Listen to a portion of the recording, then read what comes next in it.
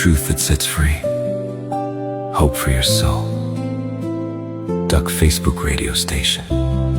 Sharing faith, worship, and truth. You are tuned in to Duck Facebook radio station.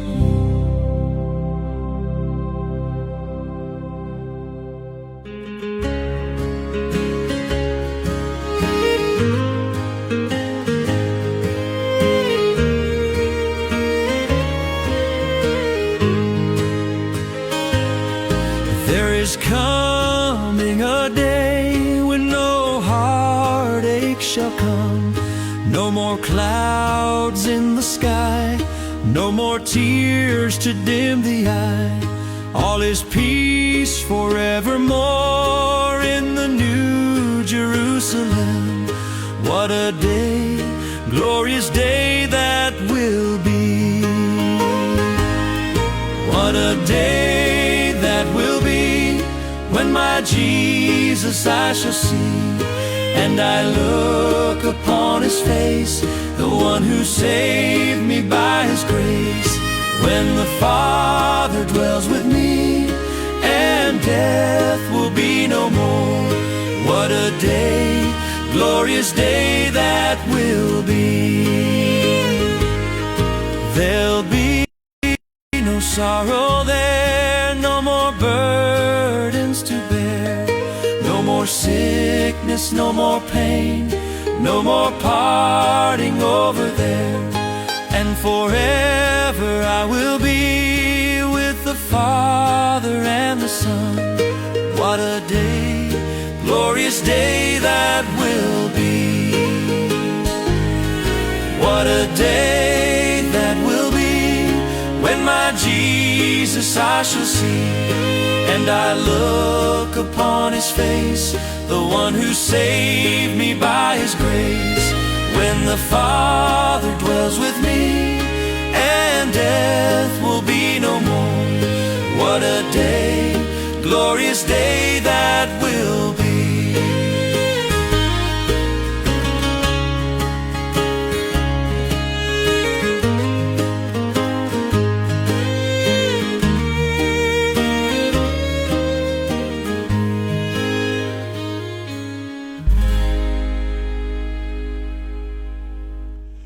Goeiemôre en hartlik welkom by ons Sondag familietyd en kuier. Nou, ons is so opgewonde om hierdie tyd saam met jou te deel hier op Duck Facebook radiostasie, saam met my Stanley, Tannie Karen en natuurlik ook oudergewoonte Gesiggie, wat ons ook kom mooi leer uit die woord van die Here uit. Nou maak jou hart oop en geniet hierdie uitsending saam met ons.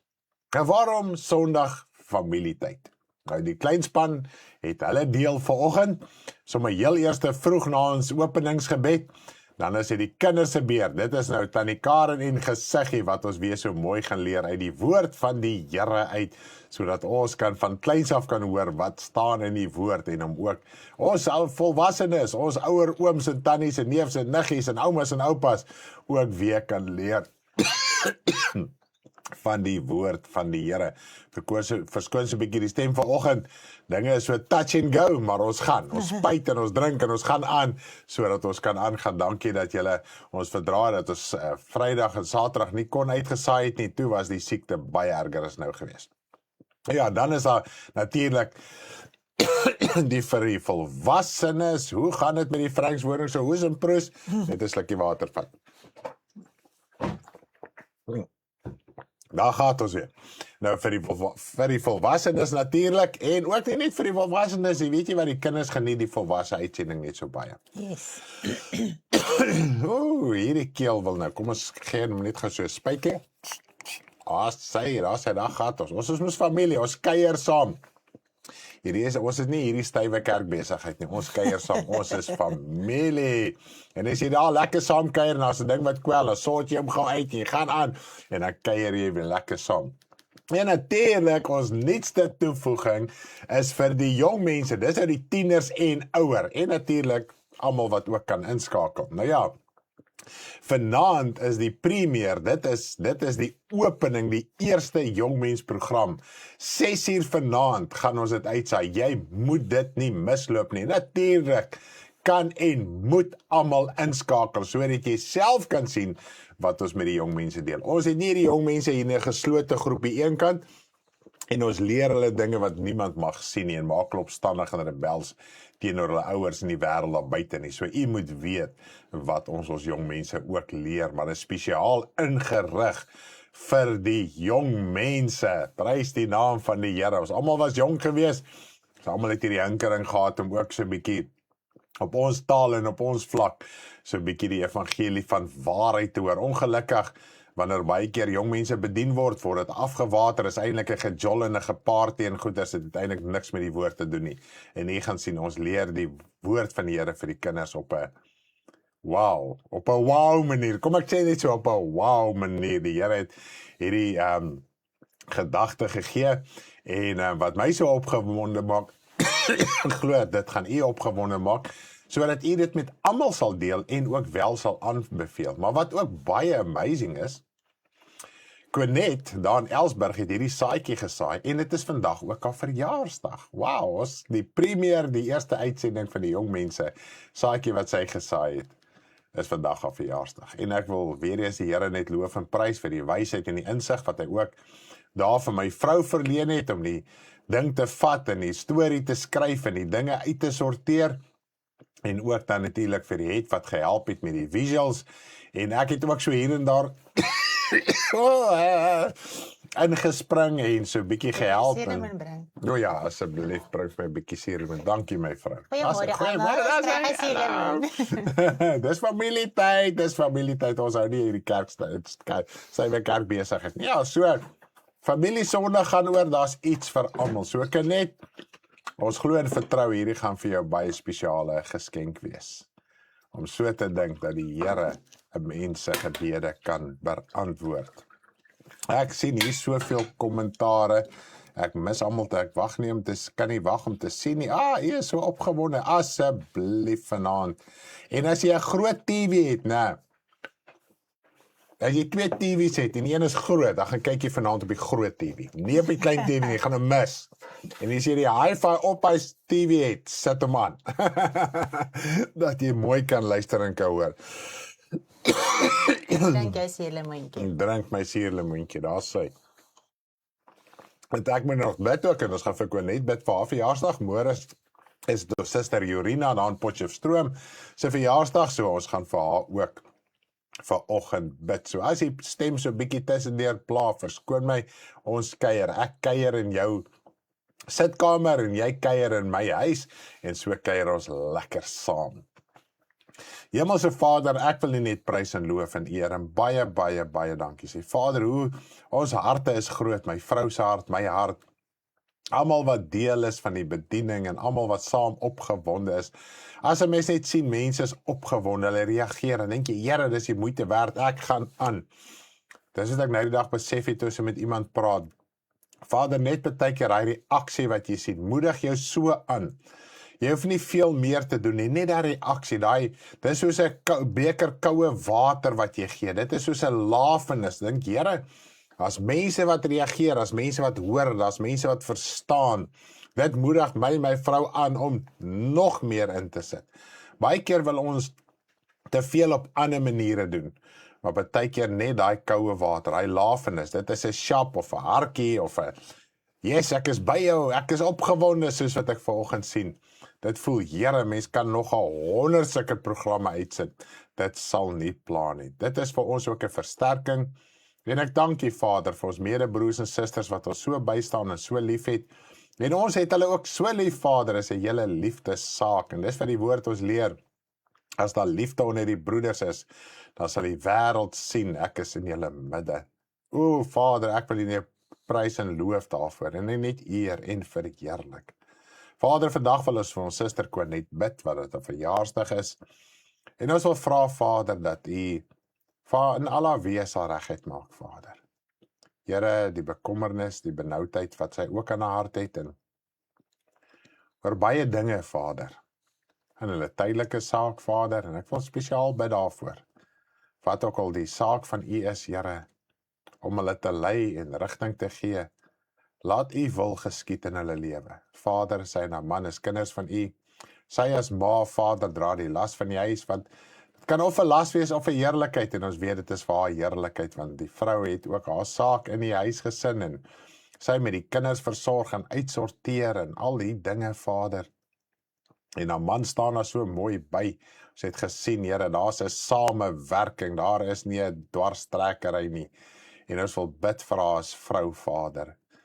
Here, as ma van haar kinders, dat U haar sal versterk geestelik, innerlik, Vader, tydelik ook, Here, rigting en leiding sal gee. U is die God van hemel en aarde, wat 'n weg maak en 'n pad maak waar daar nie is nie. En ons dank U daarvoor, Vader. Seën haar hierdie dag in Jesus naam. So bid ons vir ons suster Jorina daar in Potchefstroom. Vader, sy het 'n groot saak op haar hart. Here, en ons wil vra dat U asseblief uit die hemel, Here my God, U naam groot maak, U verheerlik, die grootheid en die almag van U net bekend maak in haar saak, Vader. Here, en ons dank U daarvoor. Seën haar, Vader. Openbaar U self aan haar. Versterk haar ook, dat haar geloof nie sal ophou nie. Dat haar geloof nie sal wankel nie, Vader. Maar dat sy kan opstaan en die verdere voorbeeld kan wees, wat sy moet wees en is, Vader, sodat hulle wat om haar is, ook gered kan word. En ons dank U, voorsien vir ook vir haar en al haar behoeftes wat sy nodig het, in Jesus se naam.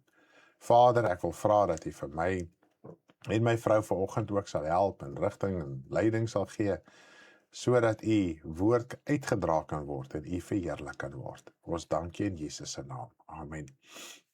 As hy prys die naam van die Here van die leerskare. Nou heel eerste, natuurlik oudergewoonte Sondag.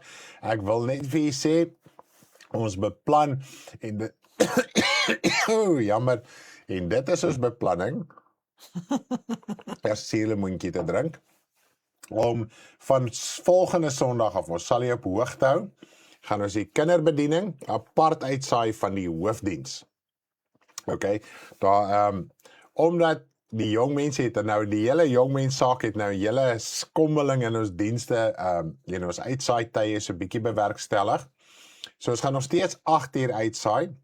Ons sal hier op hoogte hou, wanneer, wat ons met die kinderbediening gaan doen, ons gaan dit apart uitsaai, dan gaan ons afgaan, en dan gaan ons die grootmensbediening, gaan ons weer 'n nuwe uitsending maak, en ons gaan daaraan gaan. So dit is beplanning van volgende week, maar ons hou julle op hoogte met tye en so voorts. Maar op hierdie stadium vanaand 6 uur mag jy nie mis. Nee, jy mag glad nie. Dit help nie met na die tyd te gaan kyk nie. Dit gaan nie dieselfde impak nie. So asseblief tog.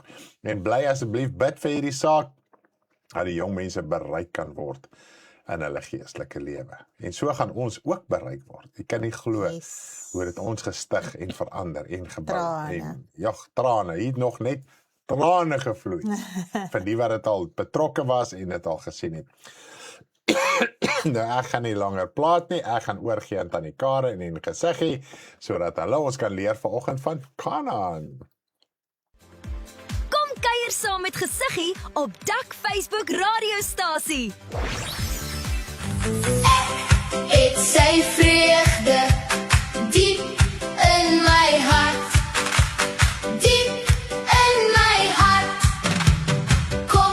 Loof die Heer. Ek sy vrede diep in my hart. Diep in my hart. Kom ons loof die Heer. Ek het sy liefde diep in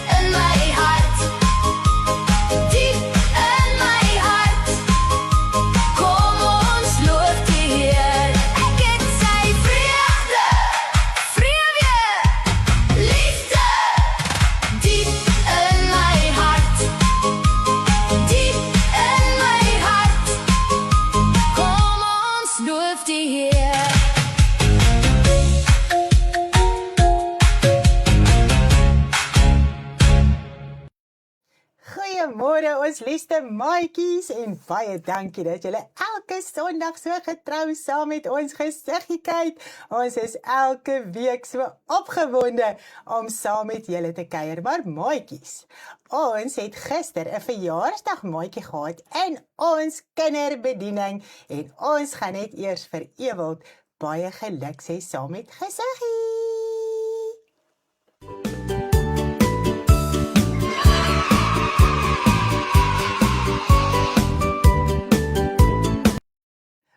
Baie geluk Ewie. Gesiggie het saam met Ewie gekuier en hom sommer gaan gedruk en geluk gewees. Is dit nie oulik nie? Jy moet lekker verjaar Ewie en ons glo en ons vertrou dat die Here jou ook sal deurdra in alles in hierdie jaar wat voor lê. Dat jy altyd so 'n mooi maatjie sal bly en lief sal bly vir die Here. Nou maatjies. Ons het mos nou laas week geleer van die volk wat deur die woestyn trek. Nou God het vir die volk gesê, hulle gaan in 'n land ingaan en sy naam is Kanaan, daardie land. En daai land is 'n baie mooi land, maar ons gaan nou kyk hoe lyk daai land, ja. En God het vir Moses gesê dat hy mense vooruit moet stuur om te gaan kyk wat is in daardie land en dan moet hulle kom vertel wat is in daardie land. Maar maatjies, ek gaan nie vir julle nou verder vertel wat gesiggie vir julle gaan vertel nie. Sy gaan vir julle mooi wys wat daar in Kanaan aangaan. Geniet dit saam met gesiggie.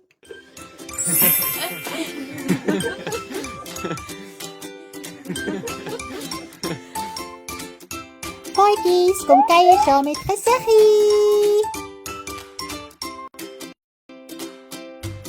Hallo my mooiste maatjies, dis weer so lekker om saam met julle te kuier vandag, want ons gaan verder gesels van Moses en die Israeliete wat deur die woestyn getrek het. Nou God het vir hulle beloof dat hy hulle na 'n land toe gaan vat. Die land se naam is Kanaan en dit is vol van melk en honing. So alles wat hulle sou nodig hê was in daardie land. Nou Moses moes 12 manne kies om die land te gaan deurkyk. Hy het een man uit elke stam van Israel gestuur. 12 manne, maatjies, kom ons tel tot by 12. 1, 2, 3, 4, 5, 6, 7, 8, 9, 10, 11, 12. Nou die 12 manne het op die pad gegaan. Hulle het deur die land Kanaan getrek om te kyk hoe lyk die land. Wat hulle gesien het is dat daar baie kos was, vrugte, in oorvloed maatjies, te veel, genoeg. Groot druiwe, granate, vye, sappig en lekker. Nou by 'n plek, Eskol, het hulle 'n groot tros druiwe afgesny. Die tros druiwe was so groot maatjies dat 2 mans dit aan 'n paal moes dra. Kan julle dink hoe groot 'n tros druiwe is as 2 mans dit moet dra maatjies? Nou die 12 manne het vir 40 dae deur die land gestap en gekyk wat alles daar aangaan. Nou ongelukkig was daar mense wat nog daar gebly het, waarteen hulle eers moes veg. Hulle moes eers toe na mense oorlog maak, maatjies, sodat hulle die land vir hulself kon kry. Toe die manne klaar deur die land geloop het, het hulle teruggegaan na Moses en die volk toe en vir hulle vertel wat hulle daar gesien het en gesê, die land is 'n goeie land en kyk hierdie vrugte. Dit is baie groot en baie lekker. Maar ai maatjies, 10 van die manne was baie bang. Hulle het gesê, die mense wat daar woon is baie sterk. Hulle stede het groot mure. Ons kan nie teen hulle veg nie. Ons is so springbane teen hulle. Ons sal hulle nooit kan wen nie. Toe het die ander wat dit gehoor het sommer baie bang geword. Maar daar was 2 manne, Joshua en Caleb. Hulle was nie bang nie. Hulle het iets anders vir Moses en die volk kom sê. Hulle het gesê, moenie bang wees vir die mense van die land nie.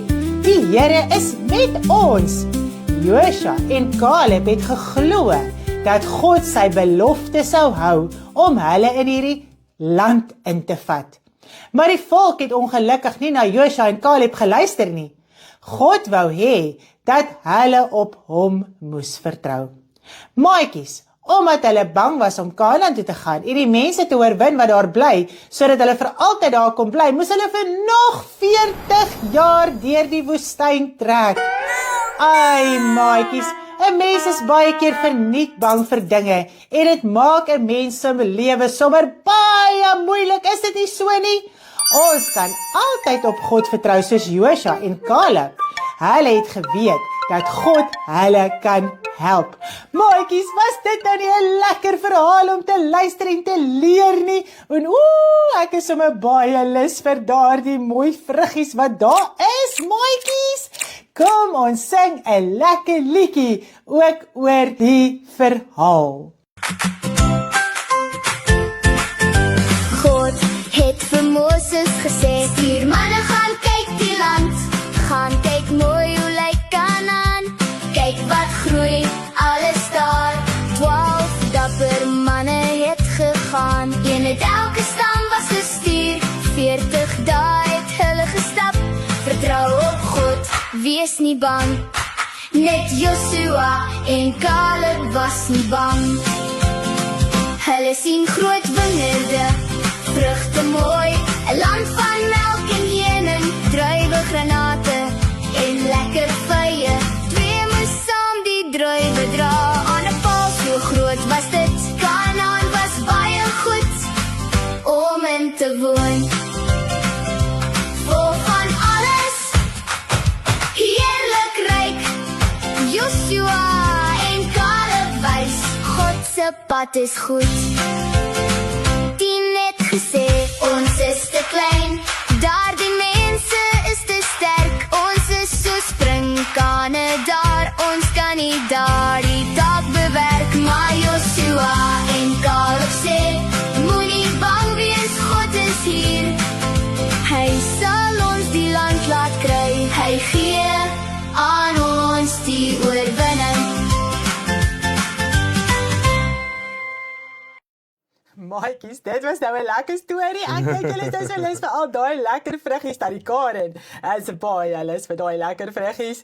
En maatjies, weet julle wat? Baie keer is ons heeltemal verniet bang vir dinge. Is dit nie so nie? Baie keer dan dink ons aan ons hartjies klop so, dan dink ons, dit gaan gebeur en dit gaan gebeur en dit gaan gebeur. En dan dink 'n mens vooruit en jy is so bang. En dan gebeur dit nie so nie, want as jy op God vertrou, dan kan ons altyd weet, hy sal ons help. Is dit nie so nie? Dis so 'n mooi verhaal en is 'n aanmoediging vir ons vanoggend om net altyd te bid en die Here te vertrou en nie self ons eie planne te maak en so bang te wees dat ons naderhand so benoud is dat ons gewoon siek raak nie. Ek dink dit praat sommer vanoggend met die mammas en die pappas en die oupas en die oumas en almal wat na hierdie verhaal van ons geluister het. Nou maatjies, ons gaan afsluit met 'n lekker liedjie van loof hom met die tromme, loof hom met die harp en sing lekker saam met gesiggie en ons sien mekaar weer volgende week en dan gaan ons praat oor die mure van Jerigo wat in mekaar geval het. Ons kan nie wag nie. Lekker bly, lief vir almal. Bye! Loof hom met die tromme, loof hom met die harp, loof hom met die klinkende simbale. Alles wat asem het, loof, loof die Here. Alles wat asem het, loof, loof die Heer. Prys hom met jou stemme, prys hom uit die hart, prys hom in die hemel en op aarde. Alles wat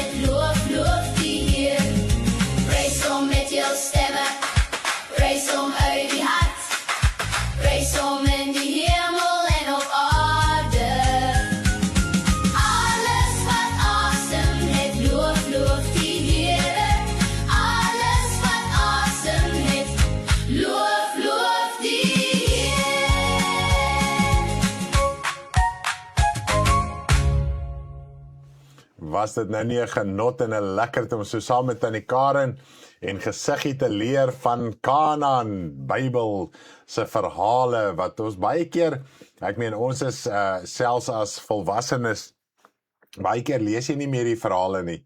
En as die kinderbediening so uitgaan en dan kan jy weer herinner word daaraan. Dan gaan kry jy so 'n nuwe moed en dink jy ek gaan ook weer 'n bietjie daar lees om te kyk wat daar aangaan. So baie dankie Tannie Karen en Gesiggie vir julle moeite en julle liefde. Wat julle talent wat so mooi ontwikkel en al volwasse raak. En ook Tannie Riet en Tannie Anneke wat ook saamwerk en help dat dit so mooi uitgebeeld kan word. Ja, ons het so mooi geleer by Tannie Karen en Gesiggie van Kanaan. Nou dit is 'n land wat God aan Israel beloof het soos ons gehoor het. Nou kom ons kyk waar hierdie belofte vandaan gekom het en waarom. Dis wat ons wil weet. Nou ons het geleer van hierdie beloofde land en waar gaan dit en al hierdie tipe van goeder so in 'n neutedop. En ek wil dit nie noem, soos julle weet Tannie Karen is baie lief vir vrugte. So sy moes seker baie lus geraak het toe sy hierdie storie gemaak het van die vruggies en ook watlemoen is haar favoritste vruggie. En sy kan nie wag dat die watlemoene weer gaan uitkom nie. So ek glo ook, die maatjies ook is net so lief. Ons het maatjies al wat ons gesê, Tannie Karen, as ek en jy saam moet watlemoen eet, dan gaan ek jou wen. Ek eet meer as jy. So is daar van die maatjies wat lief is vir watlemoen? Sê vir ons, wat is jou favorite vruggie op die kommentare? Ag, die mamas en papas moet maar namens die maatjies tik en ook as die mamas en papas en ooms en tannies en neefs en niggies en oumas en oupas wil sê wat is hulle favoritste vrug? Sê vir ons 'n bietjie kommentare man, kom ons hoor so 'n bietjie, dat ons mekaar ook kan leer ken hier so. Oh, this is amazing, absolutely love watching Gesiggie en Tannie Karen, yes. So laat weet ons 'n bietjie, wat is jy? Terry sê ook, I love the grapes. Haha, Terry love the grapes. Joh, die grapes lyk mooi. So goeie, dan van jy so hap, spat hy so. Die sappies, het lyk so lekker. Mens kry mos dese uit die candy floss drywe. Joh, hy goeders is lekker. Moet seker maar so ietsie geproe het, ons sal nou nie weet nie, ne. Maar dit moes heerlik gewees het. Kom ons kyk so 'n bietjie. Ai, ek wens my kinders wil vrugte eet, sê die het. Ai, haar kinders is nie lief vir vrugte nie. En jy eet jy daarom vruggies, behalwe piesang. Baie mense wat nie lief is vir vrugte nie, eet altyd piesang. ek is ook baie lief vir piesang, maar ek mag dit nie meer eet nie. As sy daar skakel al hoe meer mense in. Kiwi en lychee, ja, natuurlijk. Mango, sê Dolla. Kiwi en lychee, definitief druiwe, sê Sandra. Dragonfruit, sê, dis interessant. Dragonfruit jou favorite is. Dit is 'n lekker vrug, maar ek dink dis my favorite, nie? Watlemoen, daar soos Ruwaida sê, Mia's favorite fruit is watlemoen. Ja, dit weet ons. Zoe favorite fruit is watermelon. Met Tannie Karen, jy het moeilikheid as jy saam met hierdie kindertjies gaan kuier, hoor. Perske, watlemoen en mango. Geel perske. Bakkie sê geel perske. En Elmarie is perske, watlemoen en mango. Sy is sommer 3 favorites. Okay, kom ons gaan aan. Mary sê grapes. Essie sê pineapple. Keegan love arbeie. Ja, arbeie is heerlik. Ja, eet daarom, sê dit. Eikie, Aaron se favorite vrugte, dragonfruit, guppy, perske. Waar is nog Seymour. En Jay Riley, druiwe en appels. Dis wel lekker, so die druiwe het nou mooi na vore gekom. Ek dink, na hierdie ene gaan, Devaney is narkies, ja, natuurlijk. Ek dink, na hierdie ene gaan almal seker vir hulle druiwe wil koop, want hy druiwe het dan maar lekker gelyk, ne? Jo, pers druiwe en rooi druiwe. Maar nie te min. Kom ons kyk nog, watlemoen en druiwe, vye en appels, sommer alles sê Kitty. Ag nee, Kitty het nie 'n probleem nie. Walle sê chocolate. Nee, Walle, nee, dit werk nie so nie. Amper alles sê Werner, Lally sê vir ons mango, geel perske en peer neem ek aan. Narkies, Paula, ja, so jy en Devaney gaan lekker saam narkies eet. Gaan awesome wees om Gesiggie se Sondagdiens apart aan te stuur vir vriende se kinders om hul vrug te eet.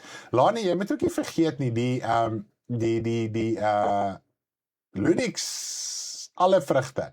Ons met daar's Terry is verslaaf van narkies, jy moet nie vergeet nie, ons laai die Gesiggie storie in elk geval apart ook op Facebook, op TikTok en op YouTube. So ons kan dit ook sê weer?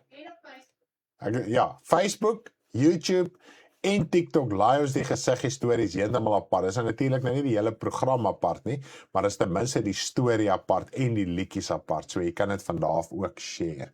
Jy is meer as welkom. Môre almal, dink Terry is verslaaf aan narkies. Daar's sy. So daar sy nou het so 'n bietjie mekaar geleer ken hierso aan die familietyd, Sondag familietyd. As jy nou eers ingeskakel het, Sondag familietyd, dit gaan oor die kinders, die volwassenes en vanaand het ons eerste uitsending vir die jong mense, dis nou die tieners en ouer. Maar natuurlik moedig ek jou aan dat jy ook sal inskakel, dat almal sal inskakel. Sodat ons kan sien, sodat jy kan sien wat bedien ons vir die tieners, wat gee ons vir hulle, en dan kan jy dit ook aanstuur vir familie en enige mens. Asseblief, die bediening moet uitgaan, dit moet enige plek hier net gedeel word, en jy kan 'n aandeel aan. En weet jy wat is bemoediging, en ek het dit so in my gebed net genoem, ons gesels nou die dag met iemand, en ek sê, weet jy wat, want die mense voel ook, hulle wil partykeer 'n bietjie meer doen as wat hulle kan doen, maar hulle is nou net in staat om soveel te doen. En ek besef weer eens, weet jy wat, net partykeer daai, as ons iets doen, daai sharp, daai meelewendheid, gee vir my en Karen soveel moed om te dink, Here, ons gaan aangaan. Nou hoor ons nie die liedjies word of die kinderbediening word geshare, sonnaskole toe, kinders kyk dit, families kyk dit, selfs op TikTok, die ouers laat weet vir ons, hulle gebruik dit in hulle sonnaskole, hulle gebruik dit by die huis, hulle gebruik dit by die kleuterskole. Dan dink jy, Here, ons gaan nog 100 meer uitsit. So dit is hoe ons versterk word. Te dink, Vader, U het ons geroep vir hierdie saak. En as jy sien, daar is ietsie wat aanbeweeg, en daar is iemand wat dit wat uitgaan gebruik, en laat voortgaan, en hulle is opgewonde saam. Dit versterk my en Karen se hande en se harte, en dit maak ons opgewonde om nog met meer ywer in te sit en aan te gaan. So dit is hoe U ons kon versterk. Dis hoe U ook vir ons daai koue water gee. Die woord van die Here sê, as jy vir die profeet die koue water gee, het jy dieselfde loon as die profeet. As jy 'n regverdige, heilige huisves, as hy in jou hart is, as hy deel is van jou lewe, en jy dra sy belang op jou hart, het jy dieselfde loon. Al stap in die pad en hy moet deur al die bumps en dinge gaan, jy het dieselfde loon. As 'n siel gered word, jy deel aan daaraan. Ensovoorts. Okay, ek wil nie te veel op aangaan nie, maar jy het deel aan wat ook al die vrug in die bediening sal wees, as jou hart, siel, jou reaksies, jou gedagtes, jou alles saam is. As ek sien jy share hom, en dis, baie keer as ons die goed opsit, en dan, voor ek plaas die ding op die channel, voordat ek kan om op my status sit, sien ek, daar is al hordes van die wat het klaar op die status het. Ek try hulle beat, ek het vir Kathleen en dan gesê, ek try jou beat. Maar nietemin, en dan versterk het ons, dink is, Here, ons gaan nog 'n keer, Werner sê perske, sê wat lemoen en pruime, lekker vruggies. Yes, as daar nie reaksie is nie, dan wonder mens, is mense by, is hulle saam met jou, luister hulle nog, ensovoort. So ja, dit is amazing. Baie dankie vir julle liefde en omgee. Nou ja, ons wil uitvind, hierdie beloofde land Kanaan. Waar kom dit vandaan? Nou die eerste keer lees ons van so iets, alreeds in Genesis 12 vanaf vers 1. Nou ons gaan later so 'n bietjie die vers lees. Nou, ek wil net my Bybel oopkry. As jy jou Bybel het, asseblief maak hom oop saam met my. Wat ek like van natuurlik die geskrewe Bybel, bo die elektroniese een, alhoewel ek al gewoond is om dit te lees, het by baie lank gevat. Dus as jy nou so lees, dan kan jy sommer sien, okay, dit gaan in daai hoofstuk aan, en blaai jy terug en sê, o ja, dit gaan in die hoofstuk aan. Waar jy op die selfoon of op die rekenaar is net dit voor jou. Dan moet jy nou terugskryf, o ja, dan moet jy weer probeer onthou. Maar die Bybel is soos lekker, okay, dis daar en dis daai geval. En dit is wat ek gou met u wil deurpraat. Voordat ons by Genesis 12 gaan uitkom, kom ons kry net so 'n bietjie eers 'n geskiedenis, waar trek ons? Waar kom die hele belofte in Israel, wat hierdie beloofde land sou beerf en al hierdie tipe van goeders? Julle Vrydagoggend en Saterdagoggend gemis. Ja, ons was bietjie lelik siek gewees, laat in die kele, wou nie praat nie, en dit was 'n gehoes en proes, baie erger as vandag. So, maar baie dankie vir julle geduld en liefde, en dat julle ons 'n bietjie siek verlof gegee het vir so 2 daggies. Maar, ons het nie stil gesit nie. Die bediening het aangegaan, die kinderbediening het aangegaan, so nie kwaai, dan gebruik jy dit maar vir voorbereiding, as die stem nie weer meer wil nie. Jy lê in die bed, maar jy doen vir hom, jy gaan aan. So prys die Here daarvoor. En baie keer is jy so besig en vir 'n oomblik en vergeet jy jou siekte. En as jy klaar is, dan kom jy agter, o, liewe land, ek is nog steeds siek, ek het lyfseer en sinus en al die tipe van goeders. Maar nietemin, kom ons kyk waar trek ons in die Bybel. Genesis 12. Nou, Genesis 12 lees jy nou vir die eerste keer ewers, dis amper asof Abraham hier die lig uitval, né? Maar natuurlik lees ons sy geslagsregister in Genesis 11. Maar niks enige iets voor dit. Nou lees ons van nie. Nou, wanneer ons begin lees in Genesis 12, dan is Abraham alreeds 75 jaar oud. Alright, so ons het 75 jaar van sy lewe gemis in die Bybel. Maar, kom ek bring jy net gou 'n prentjie. So ek gaan so 'n bietjie geskiedenis praat, niks complicated nie, dood eenvoudige geskiedenis, net om jou in die prentjie te bring, want ons lees baie keer die Bybel so verkeerd. Want 2 verse in die Bybel kan 100 jaar van mekaar verskil. 200 jaar, 30 jaar, 40 jaar. Dit kan jare en selfs geslagte van mekaar verskil wanneer jy 2 verse in die Bybel lees. Nie altyd nie, maar in baie gevalle lees 'n mens dit. Net om vir jy te noem byvoorbeeld. As jy nou lees in die Nuwe Testament van die uitstorting van die Heilige Gees, dan net so 'n paar hoofstukke daarna lees jy van die gesig wat Petrus gehad het van die laken ensovoorts. Dan dink ons, okay, Genesis, waar die uitstorting van die Heilige Gees plaasvind, dis Handelinge, dis Handelinge 2, en dan 3, 4, 5, 6, 7, 8, 9, dis asof alles sommer so vinnig agter mekaar gebeur het, en dit het nie. Nou, waar Petrus die gesig van die laken gehad, dit was 3,5 jaar nadat Jesus gesterf en opgestaan het uit die dode, dit was nadat die Heilige Gees uitgestort was. En net om dit vir jy te noem, so daar kan jare verloop.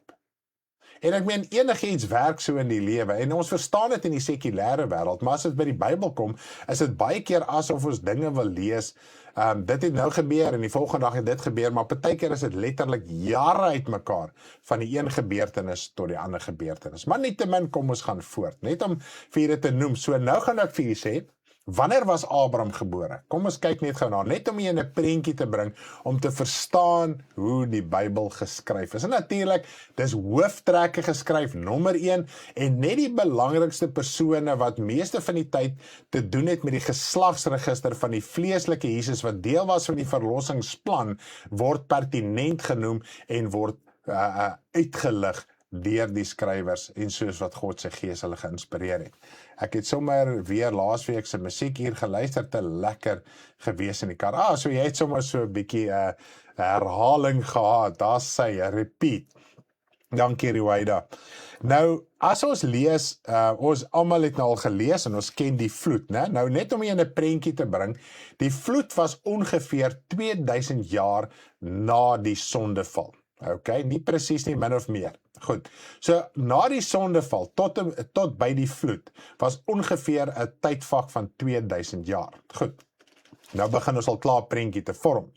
En dan, wat gebeur het na die, nadat Noag en sy kinders, Sem, Cham en Jafet, uit die ark uitgekom het, toe lees ons ewe skielik hierso van die toring van Babel. Dit lyk of hulle die ark uitgekom en sommer so 'n paar dae daarna is dit die toring van Babel. En dit is waar baie keer 'n verwarring inkom, want mense sê, nou waar het hulle nou vrouens gekry om te trou en bla bla bla, hulle het in daai dorp gekom en daar was klaar weer mense, maar kyk, die Bybel sê dit, die vers en die volgende daai vers. Daar is dekades en jare wat verloop het, wat ons moet verstaan. Nou die toring van Babel, kom ons kyk gou. Die toring van Babel, die gebeurtenis van die toring van Babel, was ongeveer 106 jaar na die vloed.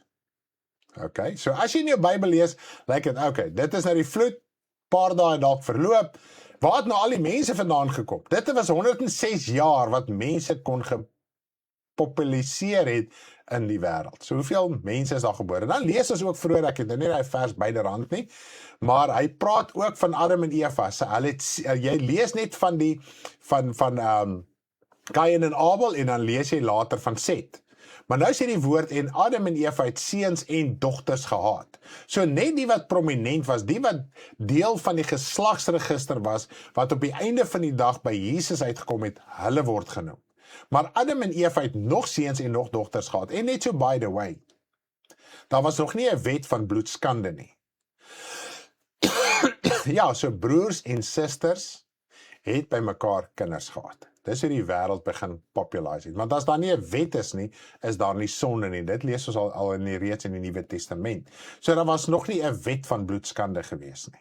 Soos wat die mensdom vermeerder het en God uiteindelik die wette ingestel by Moses, toe het die fisiese bloedskande saak na vore gekom. Want as God iets gesê het, sal dit so wees van daar af vorentoe. Goed, nou, so die toring van Babel was omtrent 106 jaar na die vloed. Nou, Abraham was gebore omtrent 246 jaar na die gebeurtenis van die toring van Babel. En jy lees dit sommer gou so vinnig in 3 hoofstuk, zap, zap, zap, zap.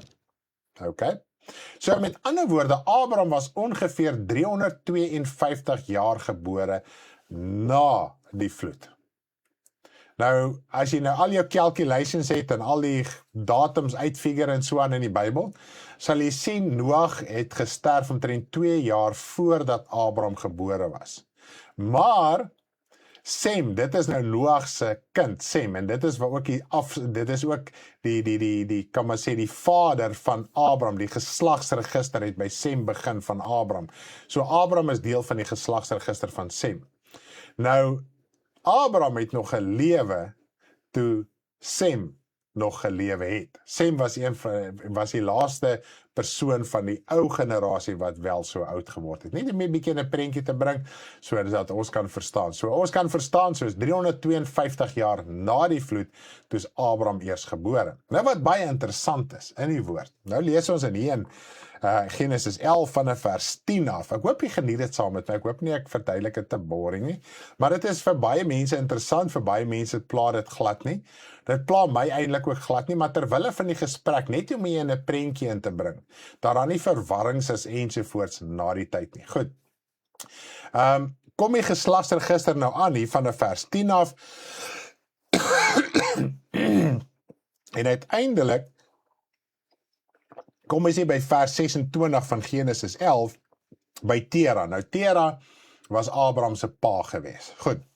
En hy was 70 jaar oud. Kom ons lees net gou hierso vers 26 van Genesis 11. En toe Tera 70 jaar oud was, het hy die vader geword van Abraham, Nahor en Haran. Onthou net, daai Abraham het uiteindelik Abraham geword. Goed, so Abraham was eers Abram gewees, en later het God sy naam verander na Abraham toe. So onderskeidelik kan 'n mens so praat. Goed, en uiteindelik, wat gebeur het? Nou, hy het hierdie 3 seuns gehad. Nou, in hierdie versgedeelte, sê dit nie vir ons, wie is die oudste broer en wie is die jongste broer nie. Dis punt nommer 1. Dan net, wat het ons gesê? Die een wat die prominente is, die een wat deel is van die geslagsregister, die een wat God gebruik het, hy word vooraf voorgestel bo die ander. Die ander is daar, maar teenoor die persoon wie God geroep het, om dan net in die Ou Testament, het jy nie keuse gehad van die roeping. Jy was geroep of jy dit nou gedoen het of jy dit nou nie gedoen het nie. Dit was Ou Testamenties, want God moes 'n saak, 'n plan van saligheid bewerk het. So daarom het hy sekere mense spesifiek geroep met 'n spesifieke roeping. Jy was so gebore en dit is hoe dit was. Maar nou in die Nuwe Testament, in Christus, is dit nie meer so nie. Nou moet elkeen sy eie keuse maak. En dis wat die woord sê. Die Here roep almal, die hele wêreld. Maar jy moet jou keuse maak. Goed. Nou Abraham, Nahor en Haran. Nou kom ek praat gou hier met u deur. Nou, hulle pa was 70 jaar oud, by die 3, nou lyk het toe Abraham 70 jaar oud was, het hy sommer dadelik al drie gekry. Alright? En dit is nou weer eens. Ons moet ons hart oopmaak, en ons moet verstaan, nou hier kom Bybelgeskiedenis en daai tipe van goeters in. Alright? So baie keer opsigswaarde, moet jy nie net lees wat daar is nie, jy moet, en dit is die doel van ons as bedienaars. As iemand 'n vraag of 'n kwelling of 'n kwessie het, dan is dit my plig om te gaan uitsorteer, weet jy wat, is jou stelling reg, is jou saak reg, sodat ons dit in die regte perspektief kry. Nou ongelukkig, die meerderheid predikers het nie meer die tyd vir die dinge nie, daarom preek hulle maklike evangelie, wat heeltemal verkeerd is. Maar nietemin, kom ek spring net gou oor na vers 32 toe. En die dae van Tera was 100 was 205 jaar en Tera het in Haran gesterwe. So Tera, dit is Abraham se pa, was 205 jaar oud gewees. Goed, nou lees ons, hy was 70 jaar oud toe hy Abraham, Nahor en Haran gekry het. Goed, en dit is nie te sê, hulle is op een slag gebore, of hulle is 'n drieling, of hulle is 'n jaar uit mekaar, of 6 maande, of wat die geval ook al mag wees. Goed, dit sê vir ons ook nie, hulle almal is uit een vrou uit nie. Alright, dit is ook 'n belangrike ding. Dit lees ons later by Abraham, Sarah se vrou, hulle het dieselfde pa gehad, maar verskillende ma's gehad. Goed, dit lees jy eers later, maar nie hier nie. Goed, so mens moet alles in ag neem. Goed, en Abraham was 75 jaar oud, toe Tera sy pa gesterf het. Nou kom ons doen gou die sommetjie. Alright?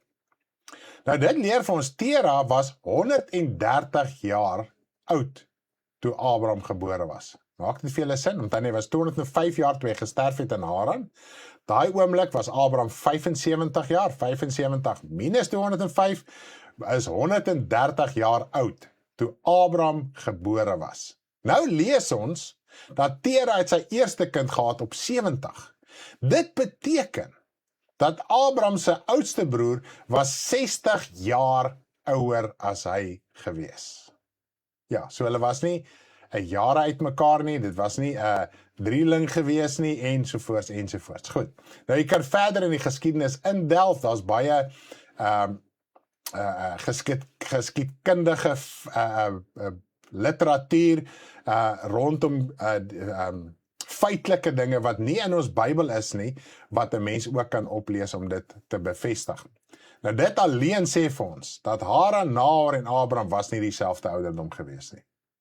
En want Haran het nog gesterf voordat, en dit lees ons in die vorige vers, in vers 31, dat Haran, dit is Abraham se broer, het gesterf, nog voordat Tera sy pa gesterf het. So hy is voor sy pa dood. Goed, so dit sê vir ons al klaar 'n mondvol. Net om hier 'n prentjie te bring, wat se tyd verloop en hoe dit werk en so, sodat ons met nugtere perspektief die woord van die Here kan lees. Nou Haran het gesterf voordat Tera hulle pa gesterf het. Ja, dit het ek nog genoem. Nou Lot, wat saam met Abraham getrek het, was Haran se kind gewees. So Abraham het hom ontferm en hom laat saamtrek, en dis hoekom hy sê, dit is my broer se kind. Nou ja, nou ek dink ons het nou die prentjie, ons is nou op datum met mekaar, sodat ons kan voortgaan oor hierdie belofte, hierdie beloofde land, wat die Here aan Abraham beloof het. Nou ja, kom ons gaan oor na Genesis 12 toe, en voordat ek oorgaan na Genesis 12 toe, wil ek net vir ons 'n lied speel oor the New Jerusalem, want dit is alles waaroor ons tema gaan. Nou ons inleidingsliedjie, What a Day, het al klaar daaroor gegaan. Ek wil vandag ons hart kry. Ek het julle nou die fisiese geskiedenis geleer, nou is ons klaar daarmee. Nou wil ons na die hemelse toe gaan. So kom ons luister na die lied, dat ons hart voorberei vir die res van die boodskap.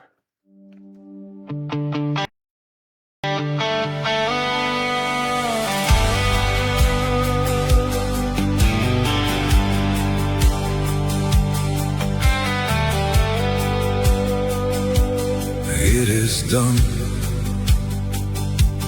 new and free, the new heaven and earth, saved in hope, a treasure laid up for the future, eternally preserved in the heavens, where moth and rust do not destroy, thieves. City of gold with 12 foundations, pearly gates, crystal clear, a sea of glass, pure, holy, perfect, invited to the wedding of the Lamb, your works rewarded, a city adorned as a bride descends, the New Jerusalem, a city of gold with 12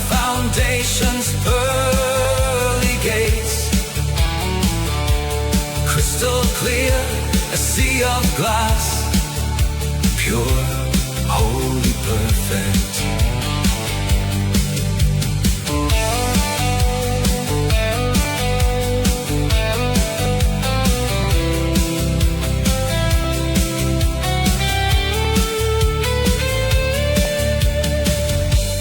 Works of love are rewarded, a treasure laid up for the future. Works that stand purified, precious stones, gold and silver, tears wiped away, no sorrow, no pain, no trouble. It's over. A city of gold with 12 foundations, pearly gates, crystal clear, a sea of glass, pure, holy, perfect. A city of gold with 12 foundations, pearly gates, crystal clear, a sea of glass, pure, holy, perfect.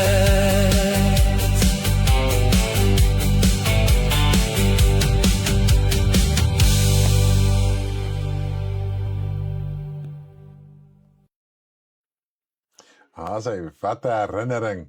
En ons gaan nou by daai skrifte uitkom in Openbaring 21. Dit is hoopvolle sake. Ons moet 'n ewig hoop hê. Jy moet iets hê om voor te werk. Wat groter is waar jy is, sodat jy kan aangaan met dit wat jy nou besig mee is. Ek sien hierso, ja, hoe hy dat is, so 70 was maar op 'n stadium maar nog lekker bitter jong gewees. 70 is nou oor die muur, maar daar was 'n stadium, maar natuurlik na die vloed, soos wat die geslagte aangegaan het, het God se woord waar geword dat die lewensverwagting van die mens al hoe minder sou word. En natuurlik as gevolg van, onthou net weer eens, ons lees van die 3 seuns. Goed, maar dan lees ons ook, daar was Sarah ook gewees. Daar was nog ander kinders gewees as net hulle 4. En dit ons moet ook verstaan, die woord teken nie almal op by die naam en hoeveel daar was nie. Noem net die prominentes, en soos Abraham, wat die prominente figuur was, waardeur God die belofte gemaak het, was eerste genoem, omdat hy volgens die woord in die vlees die belangrikste was. Goed, ons moet dit so verstaan. En dan sê Elmarie, eerste maal in my lewe is geskiedenis vir my interessant. Baie interessant as dit met jou ewige lewe te maak het, is dit nie so nie. Is amazing, en ja, ek meen, geskiedenis, ek het geskiedenis gehad op skool, dankie Here, ek kon dit gelos het op 'n stadium. Maar hoe ouer jy word, hoe meer wil jy weer geskiedenis lees, so kom ons gaan maar eerder na die woord. En kind van die Here ook, moenie net stilstaan by die geskiedenis van die Bybel nie, dis interessant, dinge wat ons moet weet, en ons bly daarby, ons gaan aan, want ons 'n geestelike saak wat voorlees. Jy net kyk byvoorbeeld die Nuwe Testamentiese skrywers. Hulle het die hoofpunte aangeraak wat nodig was, want dit was deel van die verlossing van God deur Jesus Christus, en dit is waar hulle by gebly het, en dit is wat die woord sê, sodra ons gaan stilstaan by geslagsregisters, dan veroorsaak dit stryery, want die geslagsregisters is ook nie altyd perfect, 100% in alle opsigte opgeteken, as geskrifte, manuskripte wat weggeraak het, maar die nodigste wat vir my en jou moet weet, daar is 'n geslagsregister. Jesus het nie uit die nuutheid geval soos die afgode, hulle gode wil uitbeeld, dan net die woord seun van God was 'n algemene begrip toe Jesus op aarde was. Want al die sogenaamde gode van die antieke wêreld, van die heidense nasies, het almal 'n seun van God gehad, wat die God geverteenwoordig het op aarde. So die begrip seun van God was glad nie onbekend gewees nie. Nou Jesus is die seun van die lewende God. Dit is hy wat Paulus sê, julle vereer jy God, 'n onbekende God. Maar weet jy wie is hy? Dis die God wat hemel en aarde gemaak het. En hy het sy seun Jesus Christus gestuur om vir ons te sterf, en hy is 'n middelaar, redder en verlosser, sodat ons gered kan word. Amen. Nou kom ons lees gou hierso in Genesis 12. Want ons wil nou uitvind, wat is die saak wat Kanaan na daai plek, wat Israel na daai plek toe gaan met daai lekker vruggies en druiwe en granate en al daai lekker vruggies. Ons wil weet, wat is die saak? Waar kom dit vandaan? Want dit lyk amper of dit so uit die niet uitval. Nou, ek wil nie nuuskierig te veel uit die aap in die mou laat nie, maar vandag se boodskap sluit ook aan by vanaand se jeugdiens. Okay. Genesis 12. Nou, dit gaan oor die roeping van Abraham. Nou, kom ons lees net so 'n paar verse. Dit is nou Genesis 12 van vers 1 tot vers 3. Genesis 12 van vers 1 tot vers 3. En die Here het aan Abraham gesê, dis aan Abraham wat Abraham geword het, né? Gaan jy uit jou land en uit jou familie en uit jou vader se huis na die land wat ek jou sal wys. En ek sal jou 'n groot nasie maak en jou seën en jou naam so groot maak dat jy 'n seën sal wees. En ek sal seën diegene wat jou seën en hom vervloek wat jou vervloek. En in jou sal al die geslagte van die aarde geseën word. Nou natuurlik hierdie is 'n profetiese woord. Goed? Nou, omdat God in die vlees ook 'n geslag moes in die lewe hou tot by die verskyning van Jesus Christus in die vlees, is daar beloftes ook wat God in die vlees nagekom het. Maar is dit waaroor dit werklik gegaan het? Die vleeslike belofte of die geestelike belofte? Nou sê die Here vir Abraham, trek uit. Nou, hy moes na 'n land toe gegaan het, en ek dink gister daaraan, as jy nou, as ek nou vir jou sê, weet jy wat, trek weg, jy het nou, kom ons sê, jy het 'n lekker groot kar, 'n bakkie dalk, jy kan net soveel rantsoene daar binne insit, en jy het net soveel petrol, kom ons sê, jy weet nie of daar 'n petrolstasie vorentoe is, of 'n kosplek vorentoe is, of wat ook al nie, en daar gaat jy, blindelings. Hoe lang gaan jou voorrade hou? So Abraham moes dit wat hy gehad het saamtrek, en dit kon net so lang gehou het. Dit alleenlik is 'n groot saak, want ek meen, al het hy baie geld gehad dalk op 'n stadium, of het hy dalk geld gehad, dit gaan net so lank hou om middele te koop. So toe hy uitgetrek het, was dit werklik waar 'n stap van geloof. Dit is 'n werklike stap van geloof op gehoorsaamheid van God, want God het as ware hom gemotiveer deur 'n belofte aan hom te maak. Dit is of God vir hom sê, hoorie, so Abraham, trek, hierdie is die belofte, so trek. En hy het blindelings geglo aan die belofte wat God gemaak het, en daarom het hy getrek. Goed, ek gaan nou by die Nuwe Testament kom, dat ons kan sien, Abraham se hart was anderste as die ander rondom. Dit is waarom God Abraham geroep het op hierdie aarde. Goed. Nou, as ons nou verby blaai, en ons kom hierso verby blaai, Genesis 12, dan kom ons by Genesis 13, waar Lot en Abraham van mekaar skei. Nou, God het hierdie belofte aan hom gemaak, maar hy het dit nog nie weer bevestig nie, omdat Lot nog saam met hom was.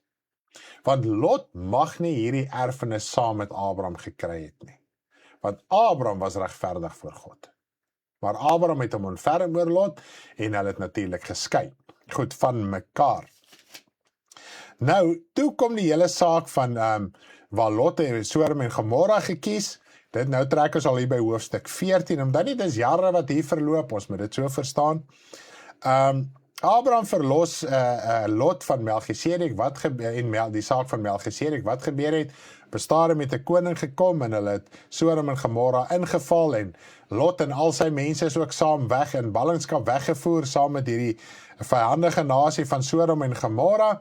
En wat het toe gebeur? Toe Abraham daarvan te hore gekom het, het hy sy manskappe gemonster, soos die woord sê, hy het hulle bymekaar gemaak, opgetrek teen hierdie vyandige nasie wat al die mense in gevangenskap geneem het, en hy het hulle gaan verslaan, en hy het Lot en almal teruggebring, en al hulle besittings ook teruggebring. Nou, ek gaan nie ingaan op Melchisedek nie, so jy kan gerus daar deurlees. Ek sal ook vir jou op 'n stadium so 'n bietjie praat oor Melchisedek, wat is die saak daarso. Nou, Jesus is hoofpriester volgens die orde van Melchisedek. Net om dit vir jou gou te noem, dat lees ons in die Nuwe Testament. Ek het gesê, ek gaan nie daaroor praat nie, maar kom ek noem dit gou vlugtig. Nou, in die Nuwe Testament, Hebreërs, lees ons dat Jesus is hoofpriester volgens die orde van Melchisedek. Nou, dit sê vir ons enorm baie, as om te stry oor sekere fisiese sake. Nou, ons weet in die Ou Testament, volgens die wet, was die Levitiese stam. Net uit hulle mag daar 'n hoëpriester gekom het. Goed, uit geen ander stam nie. Daar's 12 stamme, die een stam was die Levitiese stam. Ek het geweet, jy gaan dit verduidelik.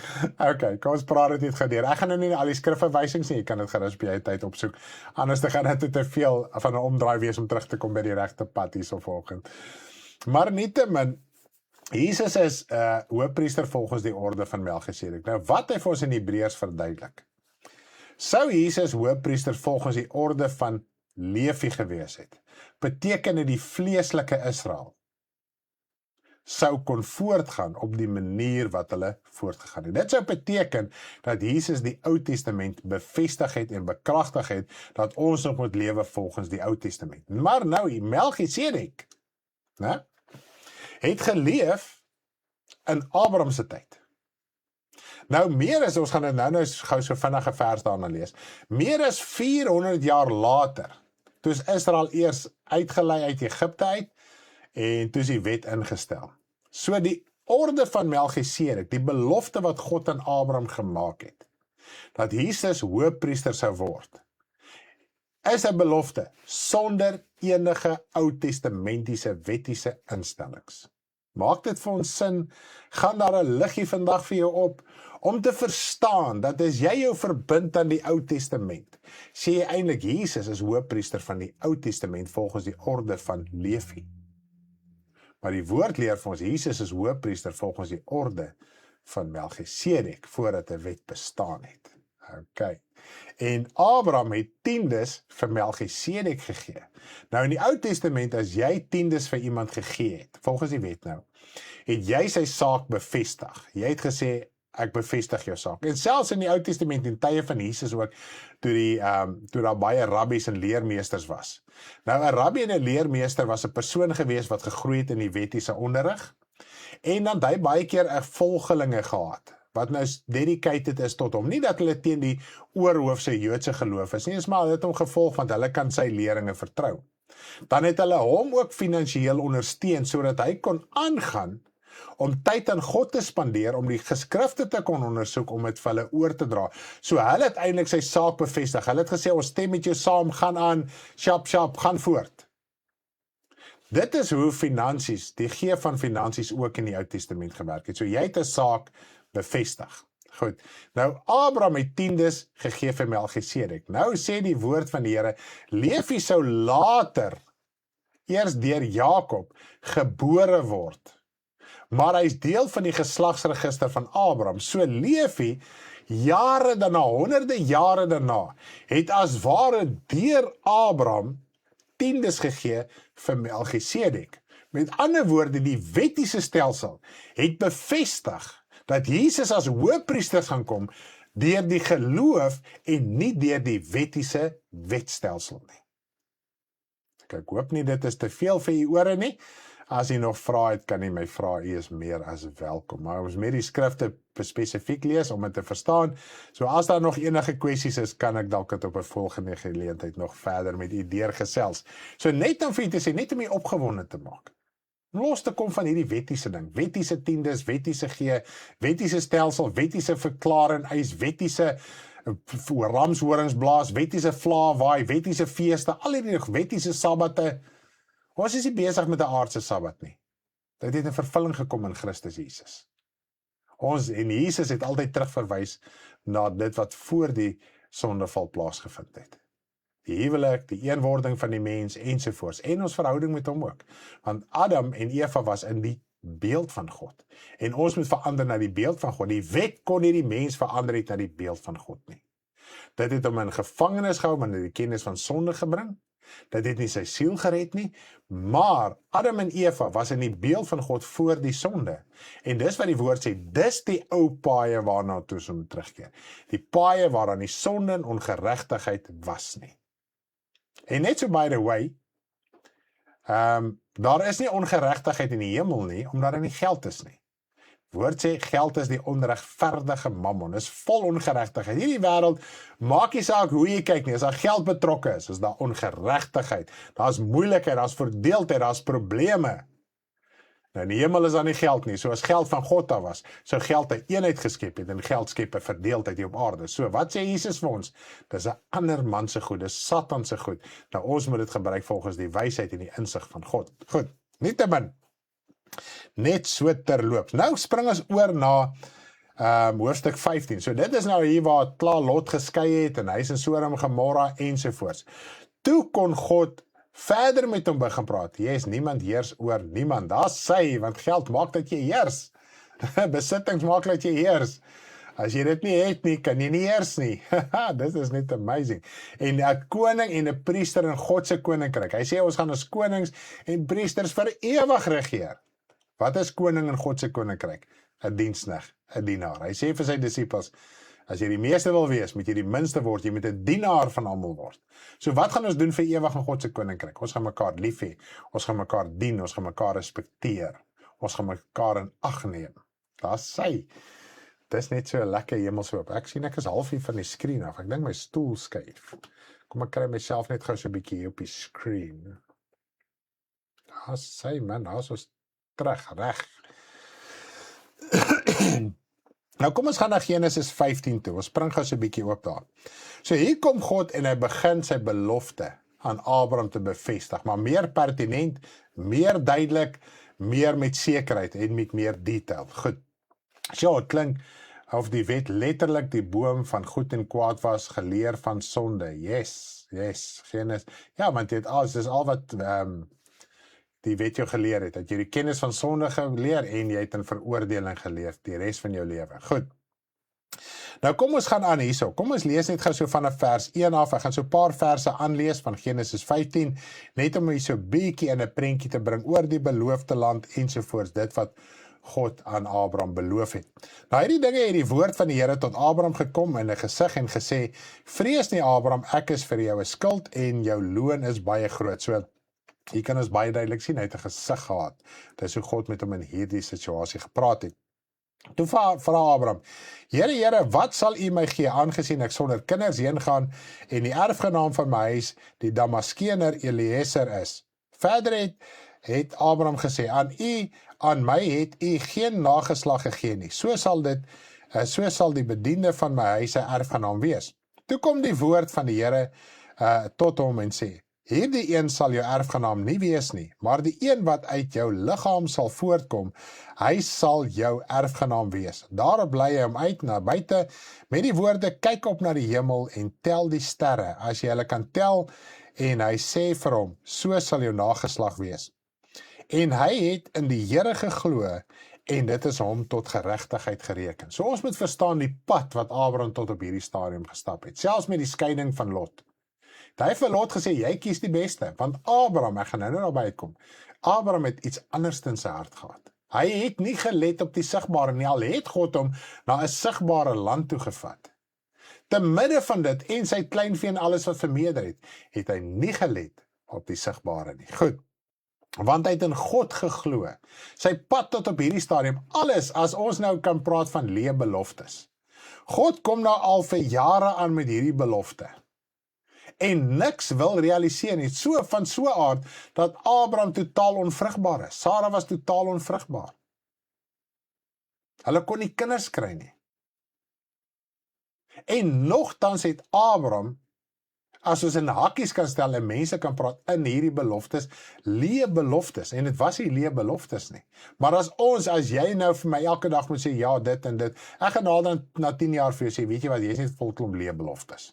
Kom stop hier die storie nou van jou, jy is net vol klomp leebeloftes. So dit is hoe die mens van buite af dit sal sien, en dit is die verskil tussen Abraham en almal rondom hom gewees. Goed, vers 7. Verder het hy vir hom gesê, ek is die Here wat jou uitgelei het uit Ur van die Galdeërs, om jou hierdie land in besit te gee.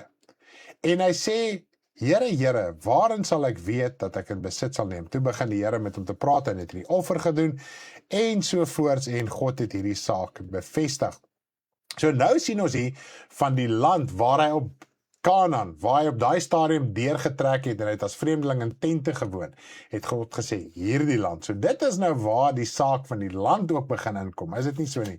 die fisiese Kanaan. Maar Abraham het die heeltyd iets anders te verstaan, net as die fisiese. Goed. Nou spring ons oor na die saak van Hagar en Ismael, ek gaan nie daar deurgaan nie, en dan kom ons hierso by Genesis 17, waar God die besnydenis ingestel het, as 'n bevestiging, dat God sy woord sal waarmaak. Dis nou die fisiese besnydenis. En in vers 8 sê die Here ook sê die Here, en ek sal aan jou en jou nageslag na jou die land van jou vreemdelingskap gee, die hele land Kanaan as 'n ewige besitting, ek sal vir hulle 'n God wees. Maar die voorwaarde bly, as jy verder lees, dat die nageslagte moet die verbond hou. As hulle nie die verbond hou nie, en dit is wat God later ook gesê het deur die profetiese woord, julle het my verbond verbreek met julle. Julle het die verbond verbreek. Ek het hom nie verbreek nie. My verbond gaan nog aan. My wette staan nog vas. Maar julle het my verbond verbreek. Goed, en daarom het God op 'n stadium gesê, ek gee julle 'n skeybrief. Alright.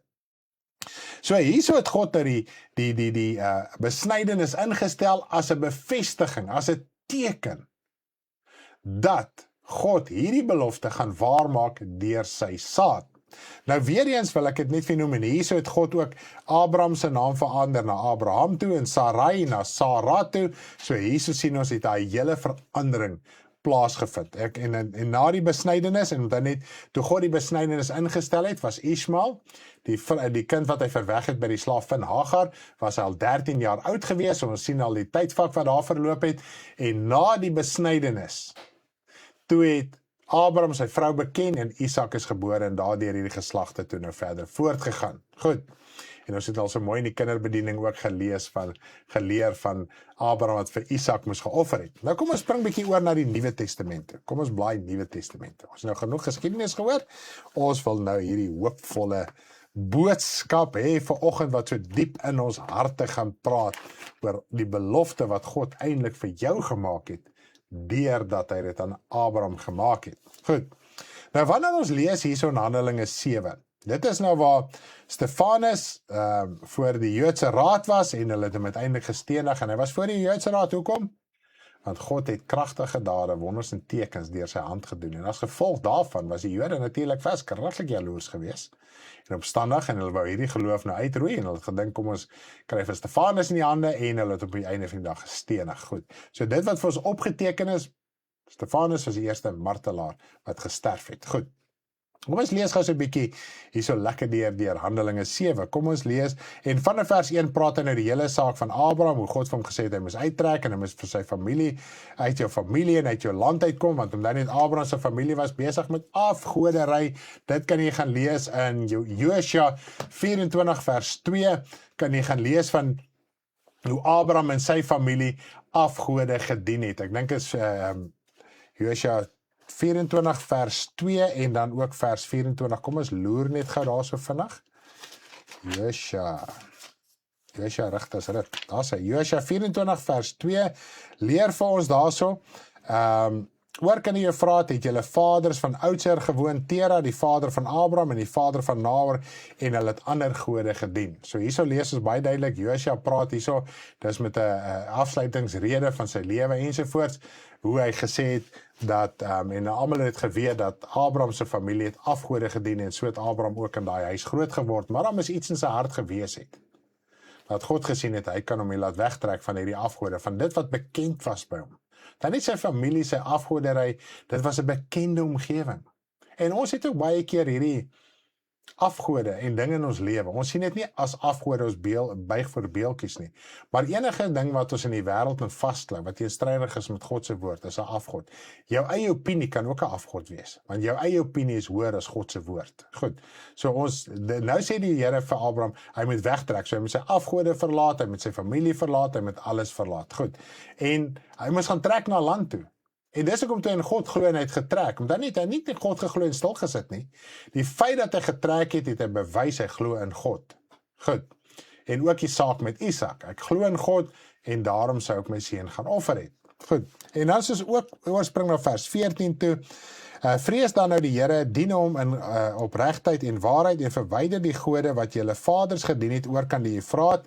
Wie was die vaders oor kan die Efraat? Ons lees dit in vers 2, dit is Abraham en sy familie, en in Egipte, en dien die Here. So hierso sien ons, die 400 jaar wat Israel in Egipte was, het in elk geval is hulle besig met afgode gewees.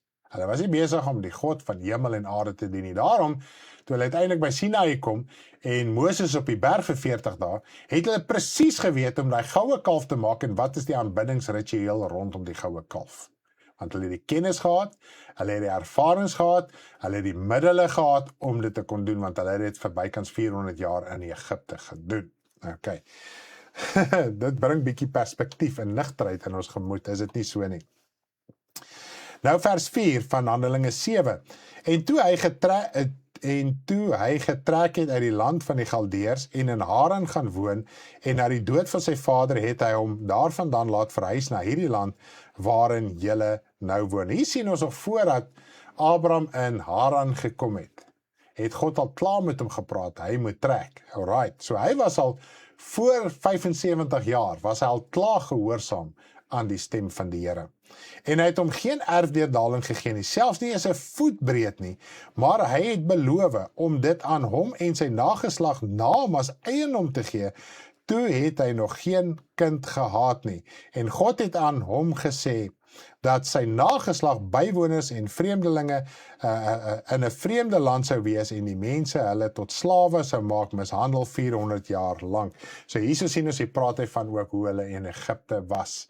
Vir 400 jaar het hulle slawerny gedien. Sjoe, ons moet wakker wees oor ons gedagtes en denke. Absoluut, prys die Here. So hierso lees ons net van 'n bevestiging. Maar, wat vir my amazing is, ek gaan nie meer lank wees nie. Prys die Here. Kom ons gaan oor na Hebreërs toe. Ek weet altyd as ek Hebreërs in my gedagtes sien, dan dink ek Handelinge. Dis Hebreërs.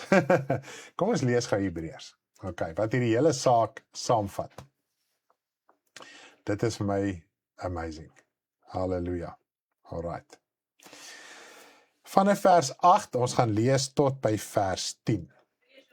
Hebreërs 11 vers 8 tot vers 10. Dit is hierdie hele gedeelte oor geloof, en nou gaan ons eintlik sien wat is die werklikheid van geloof. Deur die geloof het Abraham, toe hy geroep, gehoorsaam weggetrek na die plek wat hy as erfenis sou ontvang, en hy het weggetrek sonder om te weet waarheen hy sou kom. Nou lees ons ook dat Abraham het nie 'n voetbreed, hy het niks geërf op hierdie wêreld nie. En God het gesê, jou nageslag gaan hierdie land beerf. Hulle het toe uiteindelik Kanaan beerf. Goed. Maar die Here het gesê, julle moet my belofte, die belofte wat ek in julle gemaak het, soos wat ek het ingestel het by Abraham, moet julle nakom. Anderste gaan die belofte ontklaar raak, die kontrak gaan ontklaar raak. Deur die geloof het hy as vreemdeling gaan woon in die land van die beloftes, soos in 'n vreemde land, en in tente gewoon met Isak en Jakob, die mede-erfgename van dieselfde belofte. Goed. So hy het in hierdie land van belofte gaan woon. Dis die land van Kanaan. Nou kom ek bring jou gou 'n prentjie waar gesiggies uitgebeeld is. Ongeveer 2 jaar nadat Israel uit Egipte uitgetrek het God gesê, stuur bespieders in Kanaan. En hierdie 12 bespieders, dit was die 12 manne wat uitgekies is om elke stam te verteenwoordig. Hulle moes Kanaan gaan bespied. Toe kom hulle terug met hierdie druiwetrosse en hulle gee verslag. En 2, Caleb en Joshua het gesê, nee, ons kan hulle, want hulle hart was by God. En dan het Joshua was ook ook 'n diensknegt van Moses, so hy het naby, as God met Moses gepraat het, was Joshua daar, en hy was ook die leerowerste oor die leermag van Israel ook gewees. So hy was naby Moses, hy het die hele tyd gesien, ek lees op plekke, daar is amazing, as God Moses ontmoet het in die tent van samekoms, dan het Moses nou uitgegaan met die volk gespreek, maar Joshua het agtergebly. Lyk my, hy het gedink, hy kan nog so 'n bietjie ietsie ekstra kry, hy wil nou nie die moeilikheid van die volk wil hê nie, hy wil eerder hier by God bly. So Joshua se hart was by God gewees, en daarom kon hy ook gepraat het, soos hy wel gepraat het, en ook die volk deurgelei het, soos wat hy hulle deurgelei het. Nou, maar nietemin, so daar was 'n fisiese belofte, en God het dit nagekom, nou 2 jaar nadat hulle uitgetrek het. Toe kom hulle terug, en omdat die meerderheid in opstand was, het God gesê, goed, want hulle het vir 40 dae die land gaan bespied. Vir elke dag is dan nou 'n jaar verlengingstydperk vir julle deurtog in deur die woestyn na Egipte toe. Met ander woorde, die 40 dae het in 40 jaar verander. Dit is in die 2 jaar wat hulle nou klaar was, plus nog 38 jaar daarna. Goed, toe het hulle uiteindelik by die land Kanaan gekom. Toe was dit nie meer die land, soos wat hulle hom presies gekry het, die dag toe hulle die bespieders ingestuur het nie, want toe dinge al verloop, en die woord sê, ek het nou die vers gemis, maar hy sê ek dink dit is in Handelinge, kom ons kyk net gou, ek wil net gou hier so lees, dit is nie in Handelinge nie, dit is een van die ander verse, verbonde besnydenis, wat hy sê die sonde van die Amoriete, wat daai tyd in Kanaan gewoon het, is nog nie vol nie. Met ander woorde, hulle was besig met sonde en ongeregtigheid, en uiteindelik toe Israel gekom het, en na 40 jaar, het God die Amoriete, die land van Kanaan, het hy, omdat in daai tyd was dit alles vleeslik geweest, dit gaan nie meer oor 'n vleeslike saak nie, het God sy wraak oor die sondige lewenstyle ensovoorts wat hulle gehad, die afgod wat hulle aanbid het, geopenbaar, en dit is wat die Here vir Israel gesê het, julle moet alles uitroei, die afgode ensovoorts, en Israel was nie gehoorsaam aan God nie. Hulle het nie alles uitgeroei nie, inteendeel, hulle het later geleer, dat hierdie land het nou ander gode, en hulle het by hulle geleer, om daai afgode te aanbid. So hulle het nie almal uitgeroei, soos wat God gesê het, en met die banvloek getref nie. So die sonde, en die dinge wat hulle oorgelaat het, het naderhand 'n stryk vir hulle geword, en hulle het ook begin, daai gode van die Kanaaniete, wat aanvanklik hulle moes totaal uitgeroei het, ook daai gode begin aanbid. Dis hoekom, selfs in argeologie, as hulle opgrawings maak, en kry hulle geweldig afgode aanbidding, ook in die land en die distrik van Israel. En dit het nie gegaan oor die nasies voor dit nie. Israel was ook aandadig aan daai afgoderry. En daarom het God uiteindelik die vleeslike verbond met hulle verbreek, en hy het 'n nuwe verbond ingestel, soos wat in Jeremia 31 vir ons sê. Goed, nou sê hy hierso van hierdie beloofde land. Man, in vers 10 lees ons eintlik, wat het Abraham werklik verwag? Want hy het die stad verwag, wat fondamente het, waarvan God die boumeester en oprigter is. Kyk mooi, God het vir hom gesê, gaan na die land, jy en jou nageslag, dis die land van belofte. Maar Abraham het geweet, dit gaan nie oor hierdie land nie, dit gaan oor die nageslag, en nou lees ons in Galasiërs 3, wie is die saad, wie is die nageslag? Kom ons blaai gou terug, voordat ek hierso 'n gevolgtrekking maak. Kom ons blaai gou hier terug na Galasiërs toe, Filippense, Efesiërs, daar is Galasiërs. Galasiërs 3, as jy wil weet hoe die vervulling ensovoorts werk, gaan lees lekker deur Galasiërs. Nou ek gaan net Galasiërs 3 vers 16 vir julle lees. Galasiërs 3 vers 16, hy beskryf voordat hoe Jesus 'n vloek geword het, en elkeen wat aan 'n hout gehang het, was vervloek geweest, en Jesus het die vloek geword, en het die vloek van sonde, ongeregtigheid en duisternis oor ons verbreek. Het gaan nie oor vleeslike armoede nie, het gaan nie oor vleeslike siektes nie, dit gaan oor 'n geestelike saak. Goed. Vers 16, nou is aan Abraham die beloftes toegesê, aan sy saad, hy sê nie aan die saade, asof dit op baie sien nie, maar op een saad, dit is Christus. Nou ons lees in die Ou Testament, in die Afrikaanse Bybel, hy gebruik die woord nageslag die oorspronklike woord, die Engelse vertaling vertaal hom as seed, saad. So dis die oorspronklike woord, nageslag beteken saad, okay. En nou in die Nuwe Testament gebruik nie die woord saad, dus 'n ander woord as die woord nageslag in die Ou Testament, wat God gesê het, ek sal deur jou nageslag, sal al die nasies van die wêreld geseën wees, ensovoorts. Nou sien ons, die saad van die belofte, Abraham het verstaan, dit gaan nie net oor 'n fisiese saad nie, alhoewel hy geweet het, daar moet 'n fisiese ding gebeur, sodat die uiteindelike belofte wat God aan hom gemaak het, wel op aarde bevestig en gemanifesteer en geopenbaar kan word. So hierso sien ons, dat Abraham het 'n stad verwag. En hier is die amazing gedeelte, kom ons lees vanaf vers 13 tot 16. Nou min mense wanneer hulle Hebreërs 11 preek uit Hebreërs 11 preek oor geloof, praat oor die res van Hebreërs 11. Maar kom ons lees Hebreërs 11 vers 13 tot en met vers 16. In die geloof het hulle almal gesterwe sonder om die beloftes te verkry, maar hulle het dit uit die verte gesien en geglo en begroet en het bely dat hulle vreemdelinge en bywoners op aarde was. Hoor mooi. Abraham het gesterf sonder om die beloftes te verkry. Natuurlik, hy noem nie baie voorbeelde, maar kom ons bly net eers by Abraham, want ek praat van Abraham. So hy het gesterwe sonder om die belofte te verkry. En daardeur, hy het vasgehou aan gehoorsaamheid in God, en daardeur het hy bely dat hy 'n vreemdeling en bywoner op aarde. Nou wil ons Abraham se geloof gebruik om skatte op die aarde te vergader. Hy het dit nie eens gebruik nie. Toe hy moes gekies het, toe hulle moes kies, toe het hy besluit hy gaan in die woestyn bly, waar daar min water, min kos, min alles is. Want hy het geweet, dit gaan oor baie meer as dit, en daardeur daai keuse, daai besluit wat hy gemaak het verder, hy het natuurlik 'n paar sulke keuses gemaak. Het hy bely, my God, ek verstaan, my erfenis gaan nie oor die aarde nie, dit gaan nie oor die fisiese nie.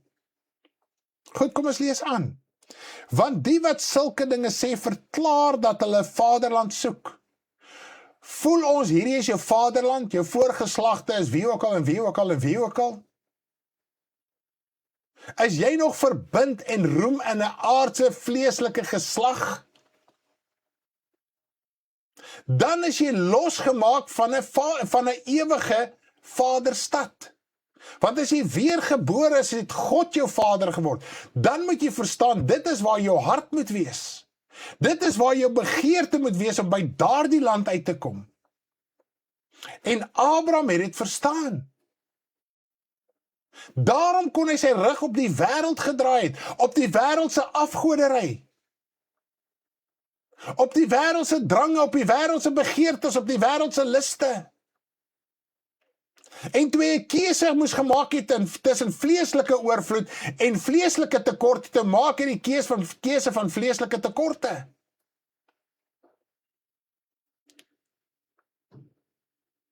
Want die geldgierigheid en die gierigheid uit die sigbare het geopenbaar, en dit was Lot en sy mense gewees. En hy het hulle weggestuur. Daai gierigheid moes uit sy lewe uitkom. Toe kon God eers die belofte aan hom bevestig. Jy het tot bekering gekom, jy het besluit om weg te trek. Het God al daai saak in jou lewe bevestig deur die feit dat jy bereid is om ten volle die prys te betaal? As ons nie bereid is om dit te doen en begin die daad by die woord te soek nie, dan sê dit vir ons is nie op soek na 'n hemelse vaderstad, na 'n ewige erfenis nie. Kom ons gaan voort. En as hulle bly dink het aan die vaderland waaruit hulle weggetrek het, sou hulle geleentheid gehad het om terug te keer. Hoe begeerig is ons nie na ons vleeslike familiebande, na ons vleeslike sonde, na ons vleeslike tradisie, na ons vleeslike herkoms nie.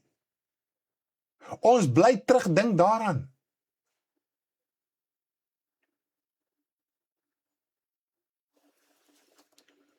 En as ons daaraan bly dink, is ons hart nog daar.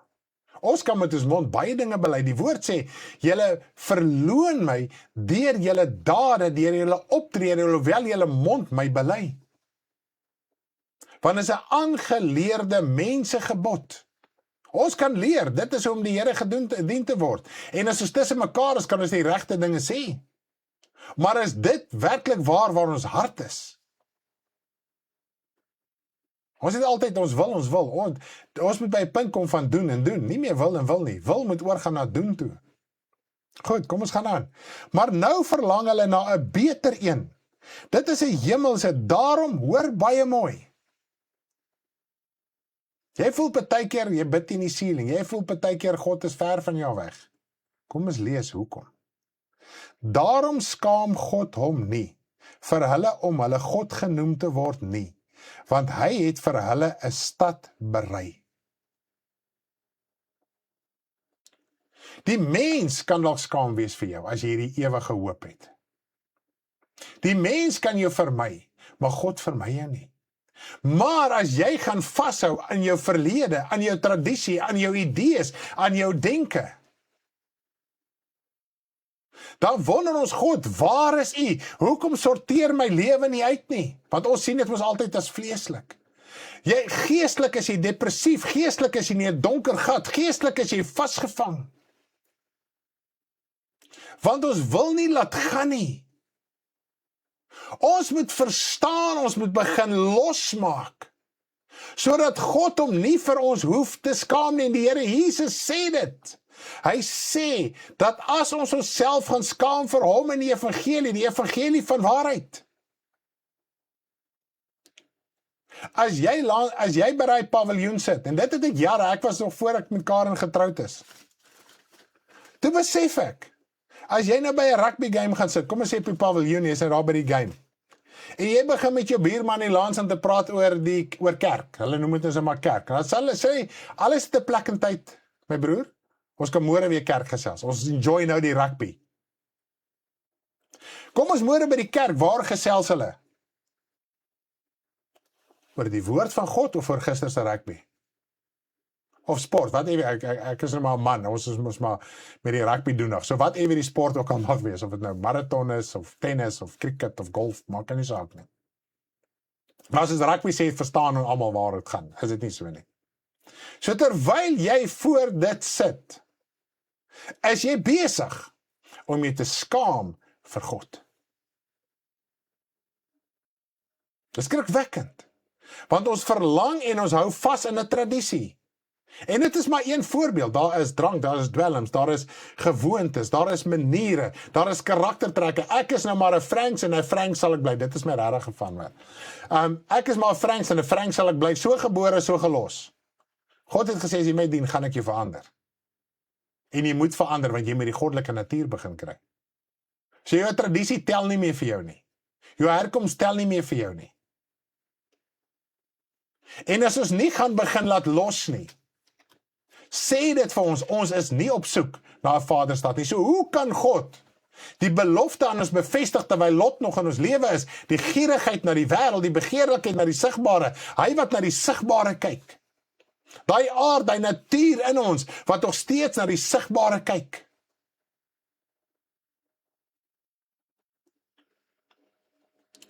Ons moet keuses begin maak.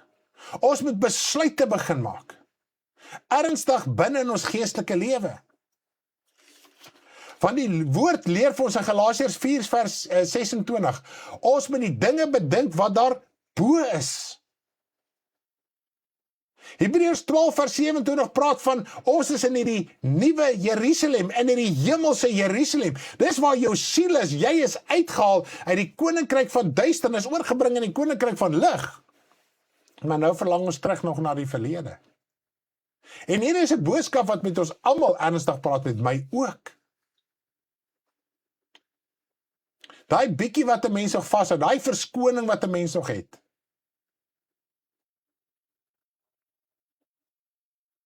Ons moet eerder gehoorsaamheid aan die woord as verskoning gebruik om nie die sonde te doen nie, as andersom. Ons het hom andersom. Here, ek kan nie nou bid nie. Here, ek is te moeg. Here, ek is nou te so. Ek gaan nou eers my dinge doen en my plesierigheid nou plesier. En daarom kan ek nie. Here, ek is so moeg. Ek het nie tyd nie. Het ons werklik waar nie tyd nie? Of wil ons die tyd maak nie? Ons moet die tyd uitkoop want die dae is boos. Ons is self besig met boosheid. So dit sê vir ons verlang nie na die hemelse stad nie. Nou wanneer ons kyk in Jesaja 65 vers 17 en 18 en ook Jesaja 66 vers 22, het God al reeds daar gesê, ek skep 'n nuwe hemel en aarde, waarin geregtigheid woon. Daar sal nie pyn, daar sal nie smarte wees nie. Hy skep 'n nuwe, alreeds in die Ou Testament, was God alreeds besig met 'n nuwe hemel en aarde.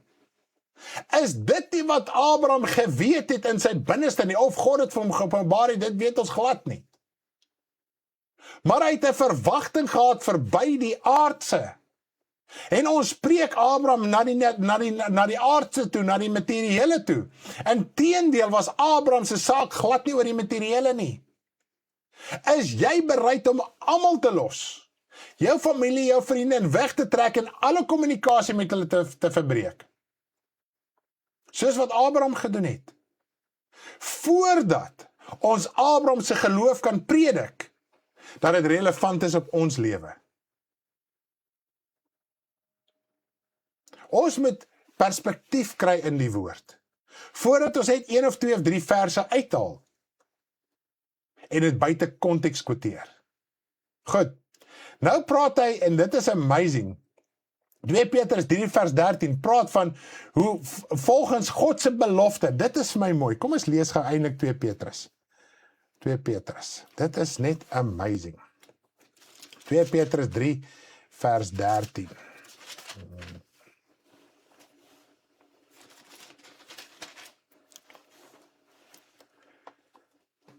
Hy sê, maar ons verwag volgens sy belofte nuwe hemele en 'n nuwe aarde waarin geregtigheid woon. So hier bevestig Petrus dat die belofte wat God aan Abraham gemaak het, was die nuwe hemel en die nuwe aarde waarin geregtigheid woon. Dit is wat God bevestig het. Petrus het dit bevestig en sê, dit was die aanvanklike belofte. Abraham het dit so verstaan. Verstaan ons dit van harte so? Ek glo na vandag, gaan ons dit so verstaan. Dit het nooit gegaan oor 'n vleeslike saak nie. Alhoewel God vleeslike beloftes in vervulling gekom het, want toe Jesus op aarde was, het hy genesings gedoen en het gesê hy het gekom net vir die vleeslike Israel. Om die beloftes van God te bevestig wat hy ook oor die vleeslike gehad het.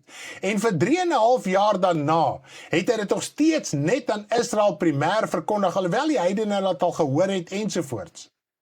Maar toe die Here vir Petrus en toe was Paulus intussen ook al bekeerd en God het hom begin voorberei vir sy bediening. Toe die Here vir Petrus sê, amptelik van nou af, moet julle die evangelie ook in die heidene verkondig. En dis wat hy gesê het, begin Jerusalem, Samaria, Judea en die hele wêreld. So daai staan was die evangelie goed deur verkondig aan die hele Joodse lande. Die wat bekeer het, bekeer, die wat nie bekeer het, nie bekeer nie. Daarna het natuurlik baie ook bekeer. Die woord sê vir ons, duisende priesters en Jode het tot bekering gekom. Dis nie dat niemand tot bekering gekom het nie. Maar die meerderheid, soos die wêreld vandag, verwerp die evangelie. Soos die meerderheid bespieders dit teëgestaan het, staan die mens tot vandag toe nog steeds dinge teë in die waarheid van God se woord. Nou wanneer ons lees, en dit is amazing, as ons oorblaai na Openbaring 21 toe. Kom ons gaan die Openbaring 21. Ter afsluiting van my boodskap, ek sien die tyd gaan, maar kom ons gaan gou voort. Openbaring 21 en my eerste paar verse vir ons daarso lees. En ek het 'n nuwe hemel en 'n nuwe aarde gesien. Vir die eerste keer sien iemand dit. Wow! Dan het Jesegiel die gesig wat hy gehad het 'n Jerusalem gesien, het 'n stad gesien. Hy het nie gesien waar dit is nie.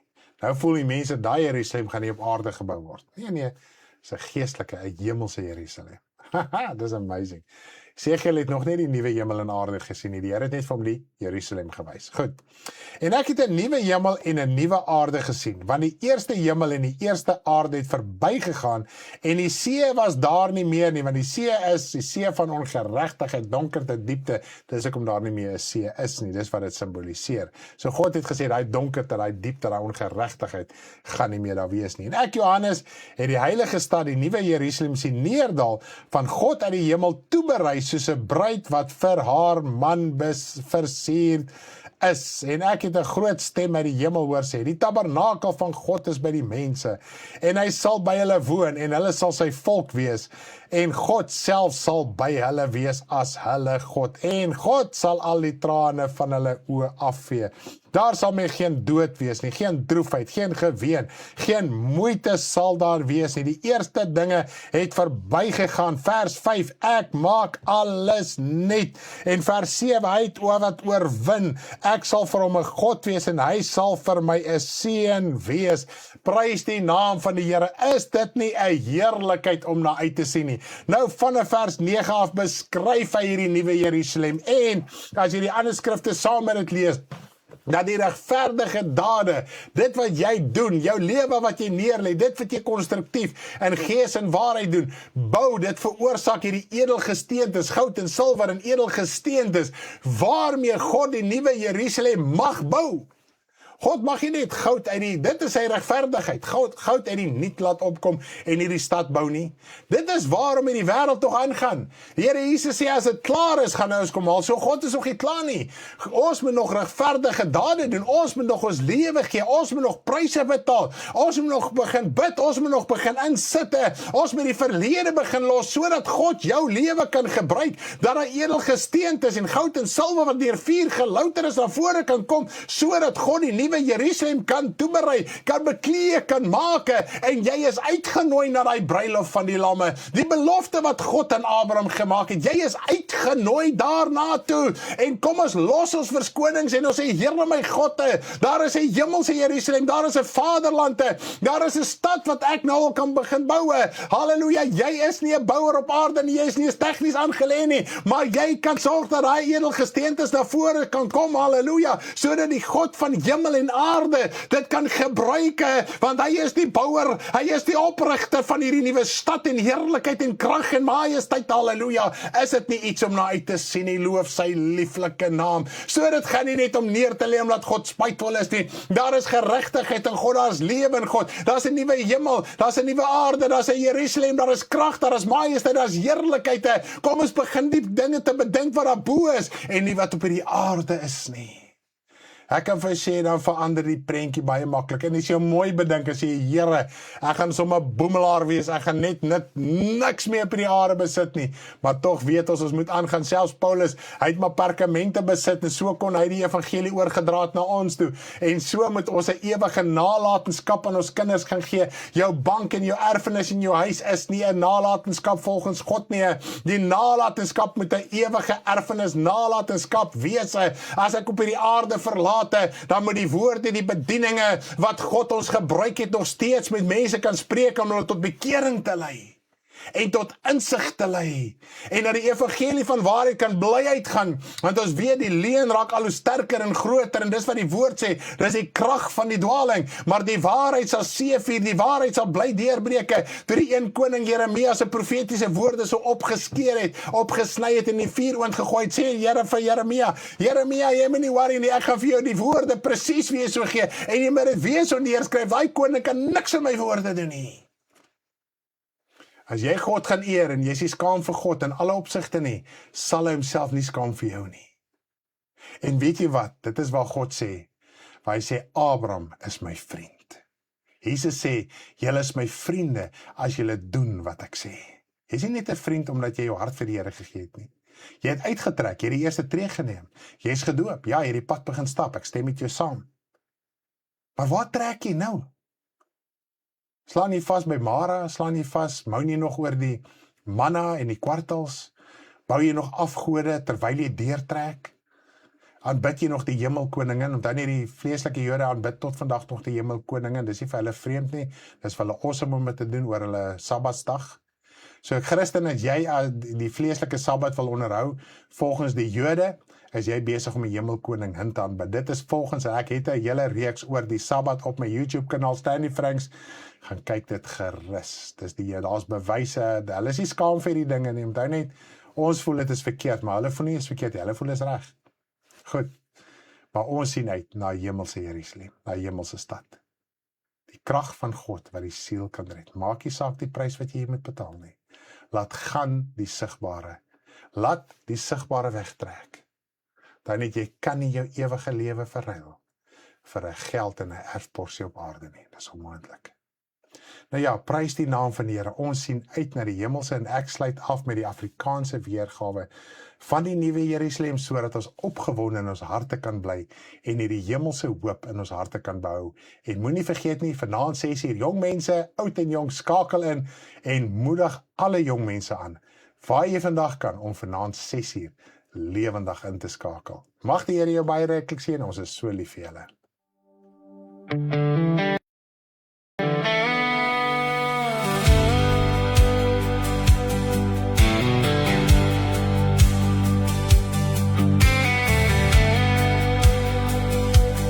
Dis verby, nuut en vry, die nuwe hemel en aarde gered en hoop, 'n skat weggelê vir die toekoms. Ewig in die hemele bewaar, waar mot en roes nie verniel, diewe nie kan steel. 'n stad van goud, met 12 fundamente, parelpoorte, kristalhelder, 'n see van glas, rein, heilig volmaak. Uitgenooi na die bruilof van die lam, jou werke beloon.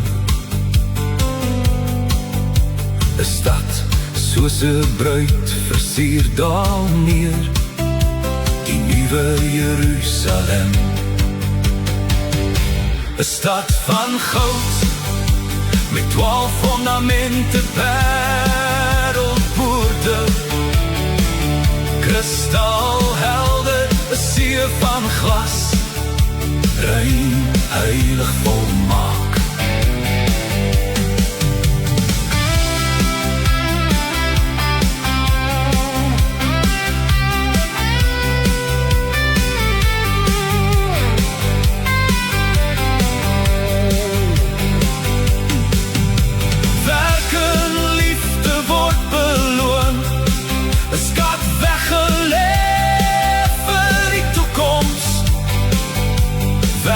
Wat staan, gesuiwer, kosbare stene, goud en silwer. Trane word afgevee, geen smart, geen pyn, geen moeite, dis verby. 'n stad van goud, met 12 fundamente, parelpoorte, kristalhelder, 'n see van glas, rein, heilig volmaak. 'n stad van goud, met 12 fundamente, parelpoorte, kristalhelder, 'n see van glas, rein, heilig volmaak.